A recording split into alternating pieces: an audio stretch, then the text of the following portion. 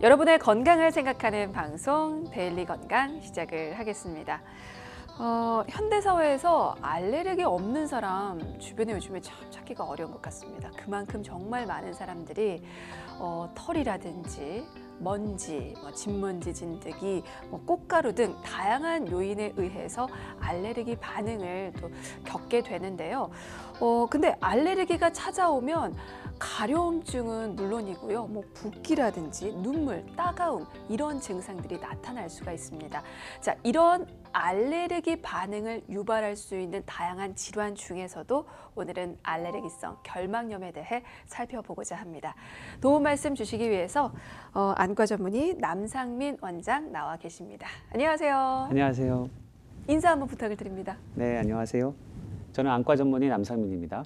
네, 오늘 잘 부탁을 드리겠습니다. 네, 감사합니다. 네, 자, 오늘 주제가 알레르기성 결막염인데요. 자, 이 질환 살펴보기 전에 먼저 알레르기에 대해서 질문을 드려봐야 될 것 같아요. 정의가 어떻게 되나요? 네, 알레르기라고 하는 거는 우리 몸에서 과민하게 반응하는 염증 반응이라고 볼 수 있습니다. 그래서 사실 우리 몸에 어디에서든지 알레르기 반응은 일어날 수 있는데 오늘 우리가 다루려고 하는 거는 알레르기 결막염인 거죠. 과민한 염증 반응이라는 건 좀 구체적인 설명이 더 들어가야 될 것 같아요. 맞습니다. 네, 어떤 걸 과민하게 네. 반응을 일으킨다는 거예요? 아주 좋은 질문이신데요. 보편적인 사람들한테선 일어나지 않아야 되는 반응인 거죠. 네. 그런데 그 반응이 그 알레르기가 있는 분한테서는 나오는 거죠. 예를 들면은 꽃가루가 봄에 많이 날리지 않습니까? 그러면 대부분의 많은 사람들은 괜찮은데 내가 알레르기가 있으면 나는 재채기가 나고 콧물이 나고 눈이 가렵지요. 그거를 우리가 이제 과민하다 이렇게 표현할 수 있겠습니다. 외부 물질인데 정상적인 몸에서는 아무런 반응을 일으키지 않을 그 물질에 그렇죠. 과민하게 반응을 하는 증상. 그렇죠. 맞습니다. 이걸 알레르기라고 하는 거고, 이게 그러면 안구에 있는 결막에 생긴 게 알레르기성 결막염인가요? 맞습니다. 구체적인 설명을 좀 들어봐야 될 것 같은데 결막은 그럼 어디입니까? 결막이 되게 어렵습니다. 네. 우리가 눈을 앞에서 보시면은 검은 눈동자, 흰 네. 눈동자 이렇게 나누시는데 사실은 그 흰 눈동자의 표면에 투명한 막이 하나 있습니다. 사실 그걸 결막이라고 부르기 때문에 저도 제가 안과 의사가 되기 전까지는 결막을 본 적이 없죠. 그래서 만약에 결막염이다라고 하면은 언제 알 수 있냐면 본인이 충혈되셨을 때 알 수 있습니다. 그래서 내가 결막염이 걸렸구나 할 때 보시면은 눈이 충혈되는데 바로 그 충혈되는 부위가 결막이고 평상시에는 충혈이 별로 없으니까 투명해서 잘 알 수가 없습니다. 근데 여기서 한 가지 팁이 있죠. 요 아래 눈꺼풀을 살짝 당겨 보면 약간 빨간 조직이 나옵니다. 네. 그것이 또 결막이에요. 근데 여기는 빨개서 우리가 알기가 좋죠. 네. 그래서 자가 진단을 좀 하실 수가 있는데 내가 결막염이 있나 없나를 초기 상태에서는 그냥 봐선 잘 모르실 수 있거든요. 근데 이렇게 싹 당겨서 여기가 내가 예전보다 좀 이상하게 더 빨개졌다. 그러면 나한테 결막염이 생기기 시작했구나 라고 생각하셔도 됩니다. 흰자가 전체적으로 빨갛지 않아도 맞습니다. 네, 눈꺼풀 아래를 이렇게 내렸을 때 그렇죠. 빨갛게 충혈이 돼 있다면 네. 알레르기성 결막염이 시작될 조짐이다. 특히 알레르기 결막염은 이걸 눈꺼풀 결막이라고 하는데 네. 이 눈꺼풀 결막에서 시작되는 경우가 많기 때문에 하나의 팁으로 기억하시면 좋습니다. 좋은 팁 감사드립니다. 네. 자, 좀 더 자세한 이야기 저희가 키워드와 함께 살펴보고 가도록 하겠습니다. 첫 번째 키워드입니다. 알레르기 결막염의 5가지 종류. 알레르기성 결막염이 종류가 5가지나 되나요? 일단 크게는 2가지로 먼저 분류하시면 좋아요. 크게 2가지. 네, 한 가지는 계절성. 그러니까 나는 봄만 되면 가려워. 나는 가을만 되면 가려워. 이게 계절성이죠. 그래서 크게는 계절성 알레르기가 있고 그거 외에는 통년성. 그러니까 1년 내내 알레르기가 가시지 않는 거죠. 그래서 이렇게 크게 2가지로 분류하시면 좋고요. 계절성은 이제 그 계절만 넘기면 되기 때문에 또 대부분의 경우 아주 심한 타입이 아닙니다. 그러니까 계절성 알레르기는 조금 지나가는 알레르기다 생각하시면 될 것 같고 좀 문제가 사실 되는 알레르기는 통년성이죠. 왜냐하면 1년 내내 눈의 염증을 일으키기 때문에 당연히 눈의 합병증을 많이 일으킬 수 있다고 볼 수 있고요. 그거를 좀 세분화해서 나가게 되면 4가지, 5가지 이렇게 분류할 수 있다고 보시면 되겠습니다. 네. 우리가 그러면 기본적으로 알고 있는 알레르기성 결막염은 계절성에 포함이 되는 건가요? 계절성일 수도 있고요. 환자분에 따라서 본인이 알고 있는 게 계절성이 아니실 수도 있습니다. 왜냐하면 본인이 봄과 가을에만 알레르기를 앓고 있으면 그거는 계절성 알레르기로 알고 계시는 게 맞습니다. 네.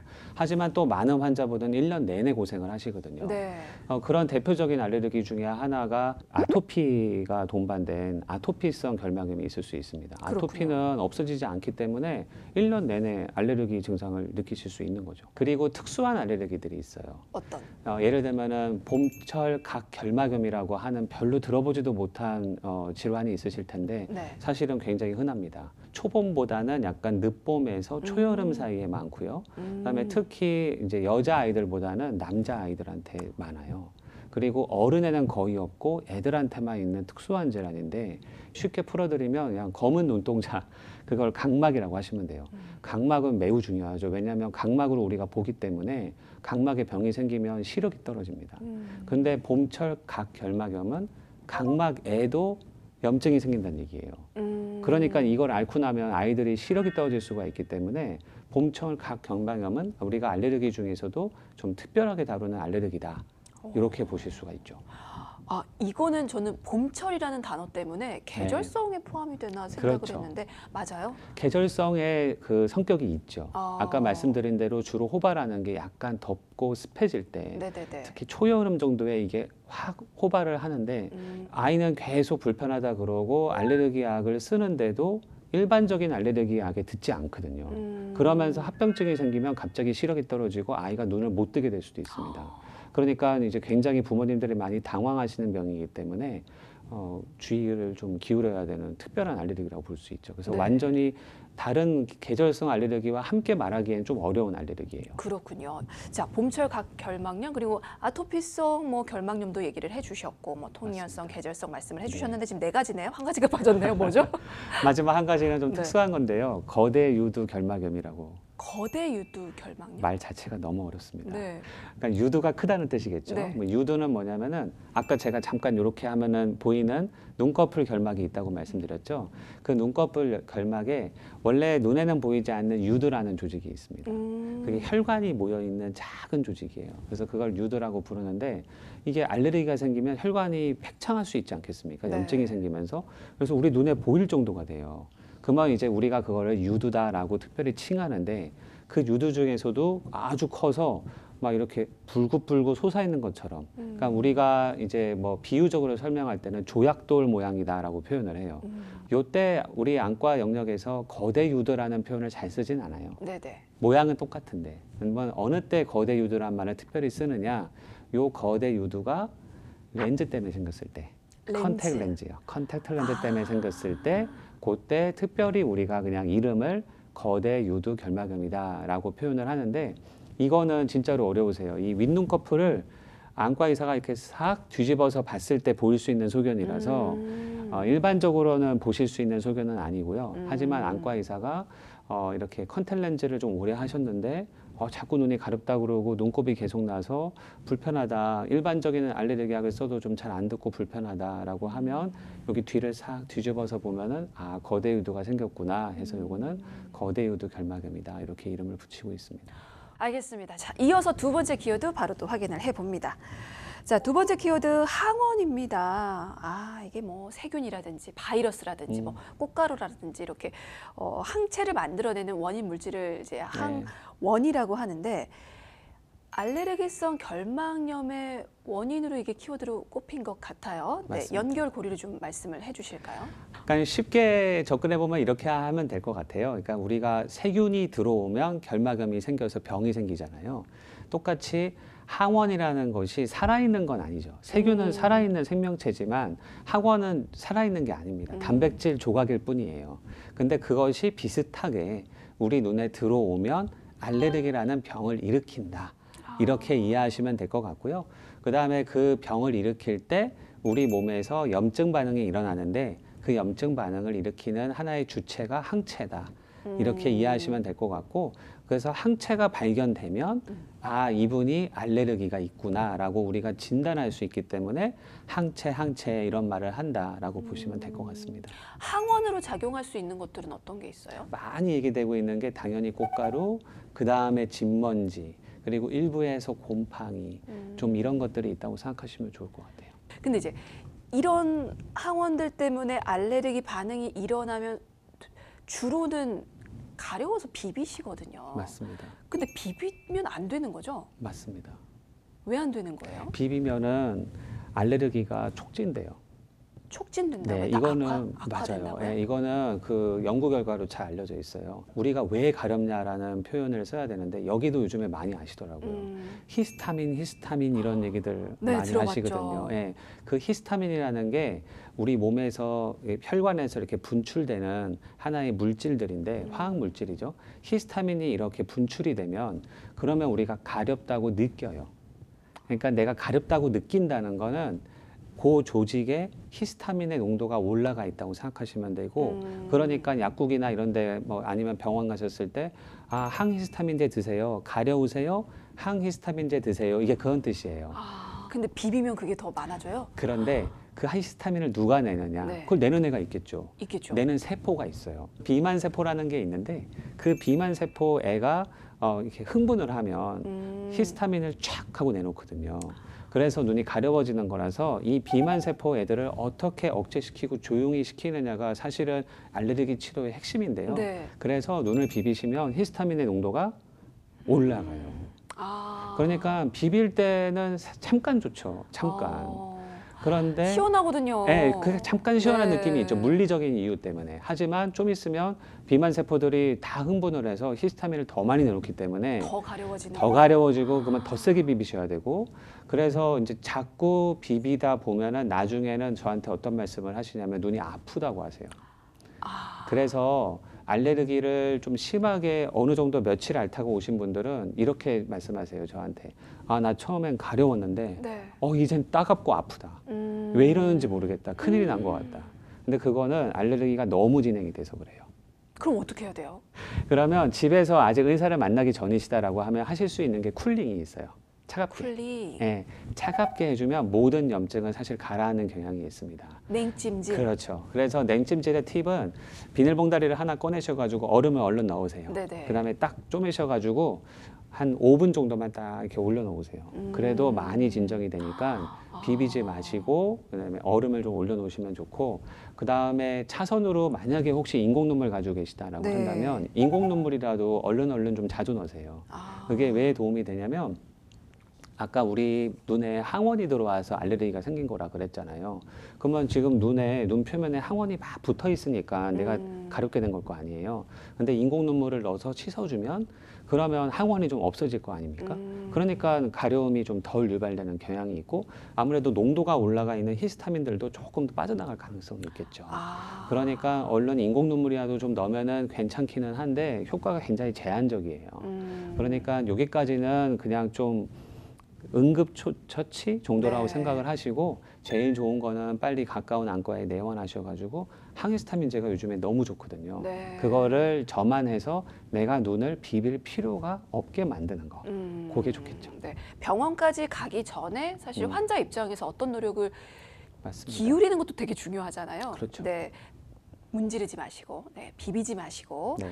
인공 눈물 만약에 입담을 사무실이라면 밖이라면 인공 눈물로 그렇죠. 일단 진정을 시키는 것도 방법이고 집이라면 냉찜질도 좋다고 말씀을 하셨어요. 또 한 가지 생각났는데 물로 씻는 분이 계시거든요. 물로 씻어요? 막 수돗물. 네. 그것은 많이 권장하고 싶지 않아요. 우리 눈 표면이라는 게 물로 돼 있지 않거든요. 눈물은 물이 아니에요. 그런데 물로 과감하게 씻으시면 우리 눈 표면에 다 이렇게 만들어져 있는 그 환경이 많이 파괴됩니다. 그래서 저는 물로 씻는 거는 많이 권해드리지 않고요. 인공 눈물을 사용하는 거를 권해드려요. 감사합니다. 네. 그럼 말씀하셨던 치료법 바로 살펴보기 위해서 세 번째 키워드로 넘어가도록 하겠습니다. 자, 알레르기 결막염의 치료법 바로 나왔어요. 네. 병원 방문하면 치료 어떻게 이루어집니까? 아까 말씀드린 대로 일단 진단을 해야 돼요. 네. 근데 알레르기 진단이 생각보다 많이 꼭 쉬운 건 아닙니다. 그게 왜 어려워요? 그러냐면은 증상을 두 가지가 복합적으로 말씀하실 때가 있어요. 그러니까 대표적으로 이런 거죠. 저는 눈이 좀 뻑뻑한 것 같으면서 가려워요. 이러면은 이제 앞에 뻑뻑에 주안점을 두면 건조 치료를 하기 시작할 수가 있는 거고요. 뒤에 가려움에다가 중점을 두면은 알레르기 치료를 할 수가 있는 거거든요.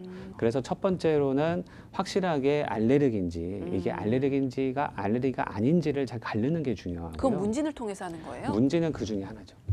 근데 이제 문진이 다는 아니고요, 당연히. 이제 저 같은 경우에는 그 다음에 이제 우리가 슬릿 램프라고 하는 걸로 눈을 살펴봅니다. 그러면 아까 제가 이렇게 제껴서 본다고 네, 했잖아요. 제껴서. 제끼면 거대 유두가 아니어도 네. 현미경적 유두들이 보이기 시작해요. 현미경이니까. 그러니까 그거는 안과 의사만 볼 수 있죠. 네네. 그러면 딱 보고 아 이분은 유두가 약간 부풀었구나. 그러면 알레르기 확률이 더 많겠구나. 요게 하나가 있고 저 같은 경우에는 이제 특수 염색을 또 좀 해요. 살짝. 그러면은 그 유두들이 더 잘 보이는 것도 하나가 있고요. 한 번이라도 슥슥슥슥 비비시면 특수 염색을 하면 다 보입니다.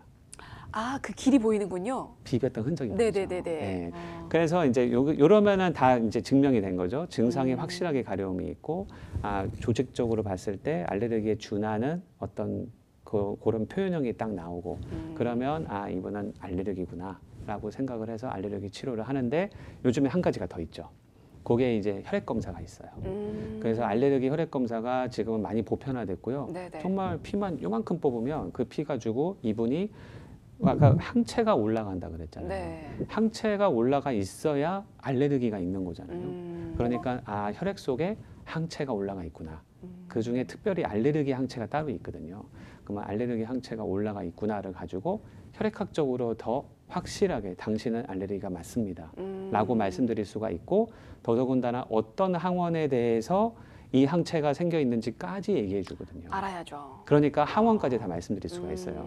아, 진먼지 진드기세요. 꽃가루세요. 그래서 여기까지 다 하면 확실하게 알레르기에 대해서 모든 진단을 할 수가 있는 거죠. 네. 그러면 어떻게 치료를 그렇죠. 해주시는지. 그 다음에 들어가는 제일 첫 번째 치료는 환자분 입장에서 지금 가장 벗어나고 싶은 거는 가려움이거든요. 네. 가려움을 벗어나게 해주려면 아까 말씀드렸지만 항히스타민 안약. 저만액으로. 네, 드리는 거죠. 아, 근데 아까 말씀드린 아주 특별한 거 있잖아요. 그 봄철 각결막염 같은 네네. 거. 그건 여기까지 해도 잘 안 들어요. 아, 그건 완전히 특별한 거기 때문에. 그래서 여기까지 썼는데도 안 된다고 해서 또 와요. 그러면 면역 억제제라는 게 있어요. 그러면은 이제 봄철 각결막염 같은 것들은 우리가 면역 억제제까지도 이제 들어가야 되고 아까 아토피 말씀드렸잖아요. 네네네. 아토피도 완전히 다른 영역이에요. 아. 아토피성 결막염 같은 경우에는 항히스타민제 드려보면은 이거 물이라 그래요, 물. 아무런 도움이 안 된다고. 아. 네, 그래서 아토피성일 때는 기본적으로 소염제 또는 면역 억제제 같은 것들을 잘 사용해야지만 조절하실 수가 있어요. 그러면 알레르기성 결막염이어도 어떤 종류에 아, 따라서 뭐 많이 다르죠. 처방되는 약들이 또 달라지겠군요. 그럼요. 그리고 컨택렌즈 같은 것 때문에 생긴 거대 유두 결막염은 또 완전히 접근이 다르죠. 컨택렌즈 계속 끼시면서 항히스타민제 열심히 넣으세요 하면은 네. 병을 놔두고 약을 주는 거라서 없어지지가 않죠, 이거는. 네. 어렵네요, 진짜. 종류에 따라서 너무 치료법도 맞습니다. 다양하고. 예. 그리고 그 진단을 내리는 것조차가 너무 어려울 것 같습니다. 예, 진단 생각보다 네. 예, 좀 경험 꽤 필요하죠. 네. 근데 환자 입장에서도 처방을 내려주신 약이 듣지 않으면 이거 네. 아닌가? 나는 치료약이 나한테 안 맞는 건가? 생각하실 수 있을 것 같아서 그러다가 또 치료를 중단하시는 분들도 계실 수 있잖아요. 그렇죠. 그렇게 방치를 하게 되면 혹시 어떤 합병증으로 이어질 수도 있나요? 아, 사실은 이거는 본인이 어떤 병이냐에 따라 달라질 수 있을 것 같은데 예를 들어서 봄철 각결막염이면 안 그렇죠. 근데 그거는 오래 버틸 수가 없으세요. 치료가 안 되면 벌써 한 1주 정도만 지나가도 아이가 눈을 못 뜨게 되거나 아이가 안 보인다고 하거나 하는 굉장히 큰 문제가 생기기 시작하거든요. 그러니까 그런 경우에는 버티고 싶으셔도 버티실 수가 없고요. 아토피 같은 경우가 조금 제가 안타까운 경우들을 많이 보는데 이것저것 해도 잘 안 되니까 그냥 좀 이렇게 지내시는 경우들이 있거든요. 네. 아토피가. 근데 아토피는 누적되는 합병증이 있어요. 그러니까 오래 유병을 하면 할수록 아까 제가 제일 중요한 게 각막이라 그랬잖아요. 네. 물론 결막도 중요한데 각막은 손상되면은 시력이 떨어지니까요. 근데 그 각막 쪽에 어느 정도 아토피는 이제 염증을 일으키기 시작해요. 오래 누적이 되면. 그러면 이제 각막으로 혈관도 들어올 수 있고 염증도 들어올 수 있는데 결과적으로 남는 건 각막 혼탁이 생기기 시작하거든요. 그러면 영구적인 시력 저하가 생길 수 있어요. 그래서 아토피 결막염 같은 경우에는 없어지는 병이 아니기 때문에 오랫동안 치료하셔야 되지만 그 치료 방향을 잘못 못 잡으면은 결국은 오랜 시간을 두고 시력이 점점 저하돼서 시력을 잃어버리시는 경우도 생길 수 있는 거죠. 아유. 그러니까 무섭네요. 그거는 병에 따라 달라요. 가벼운 아. 병이면 조금 뭐 어느 정도 경과를 볼 수 있겠지만 중한 병은 제대로 잘 치료하셔야죠. 건강 챙기십시오, 여러분. 그리고 사실 알레르기성 결막염, 그러니까 알레르기 질환이 없었다가 나중에 후천적인 영향으로 또 생기는 분들도 상당히 많거든요. 음, 그러면 이거 예방도 가능하다는 얘기가 아닐까 싶은데 음. 예방법이 있나요? 알레르기는 전체적으로 이렇게 생각하시는 게 좋아요. 알레르기는 제가 과민이라고 했잖아요. 전체적으로 봤을 때는 조금 더 나이가 어렸을 때 과민할 수 있어요. 몸의 면역 반응이 아무래도 조금 더 약간 이렇게 흥분하는 경향이 있거든요. 네네네. 그리고 연세가 드실수록 나이가 올라갈수록 좀 그런 과민한 느낌들이 조금 줄어들게 돼요. 아까 같이 봄철 결막염 같은 심각한 알레르기 병인데도 그게 귀신같이 이제 뭐 한 대학생쯤 되면 거의 없어지거든요. 어. 예, 예. 그러니까 그런 식으로 알레르기라고 하는 건 또 시기가 있는 거고 전체적으로 봤을 때는 조금 더 나이가 어릴 때 심한 경향이 있다. 네. 이렇게 좀 이해하시면 될 것 같고요. 내가 봄, 가을에 알레르기가 있다고 아실 거 아니에요. 네네. 그러면 아는데 굳이 그거를 매년 똑같이 맞이하실 필요는 없잖아요. 그러면 예를 들어서 내가 4월에나 심해진다, 알레르기. 그러면 3월부터 저만 하시면 돼요. 미리. 아까 말씀드린 아. 비만 세포가 중요하다 그랬잖아요. 네네. 비만 세포를 안정화시켜주는 알레르기 약들이 있습니다.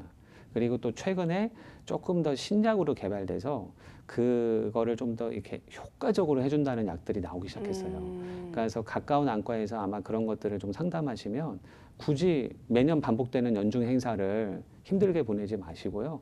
조금 일찍 비만 세포를 안정화시켜주는 치료를 먼저 시작하면서 스무스하게 봄과 가을을 나시는 방법이 있으니까 한번 참고하시면 좋을 것 같아요. 증상이 나타나지 않았는데 미리 그렇죠. 약을 저만 해도 그렇죠. 효과가 있어요. 그게 비만 세포들을 조용히 시켜주니까. 그러니까 아. 비만 세포들이 꽃가루를 막 만나기 시작해도 흥분을 약간 적게 하는 거죠. 그러면 훨씬 더 부드럽게 봄과 가을을 보내실 수 있는 겁니다. 알겠습니다. 오늘 좋은 팁 너무 많이 네. 가져가는 것 같습니다. 친절하고 상세하게 설명해 주셔서 너무 감사드립니다. 자, 오늘 알레르기성 결막염에 대해서 살펴봤고요. 지금까지 도움 말씀을 안과 전문의 남상민 원장이셨습니다. 말씀 고맙습니다. 네, 감사합니다.